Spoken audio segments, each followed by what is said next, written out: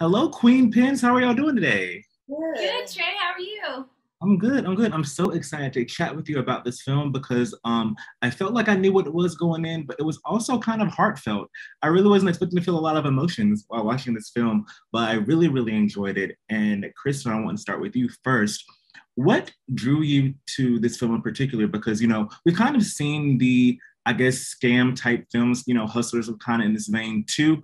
But what about this story, based on real life events, drew you particular to this role and this character? Well, it's always my dream to receive a script that says based on true events on the cover because a lot of those events are crazier than anything you could ever think of in a writer's mind. But what I loved is that it was telling this very real story of these two women who really did create this counterfeit coupon organization and launder $40 million. That they were true queenpins. They were running this empire, but it because it came out of the emotion of feeling completely discounted and discarded. And I think that I loved it so much because the filmmakers did a great job of adding such specific character traits to each of us that allowed you within the first 10 minutes to go, I'm going to root for that girl. Yeah. I'm going to root for her. I'm going to root for them. And then, half an hour into the movie, you realize, oh, I'm rooting for the criminal, but you just don't care. And kind of going off of that, Kirby, what are some specific, traits that you think makes Connie and JoJo so relatable? Because again, like you said, Kristen, like during the film, I was like, okay, that was like, right on. Like, I want them to I want them to get away with all of it. So what do you think makes them so relatable? And what are some themes that you think people can even take away from the movie?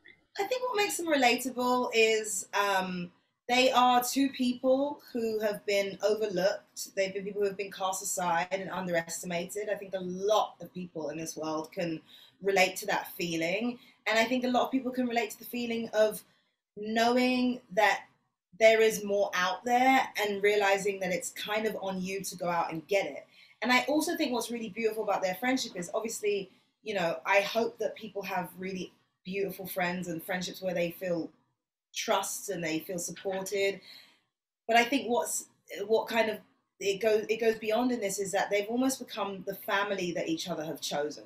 Like it's just JoJo and her mum. Her dad's passed away, and then with Connie, it's her, and she's in this house with in this relationship that really isn't sort of serving her or satisfying in any way. And what they find in each other is like they find the companionship they need. And I think particularly given the last year and a half, people haven't necessarily been able to be around their family. So it's so much more about the people you have chosen to be around, the people you've made into a support system. And I hope people, go to the cinema with those support systems and feel like, yeah, this is like we've made this family and this is solid.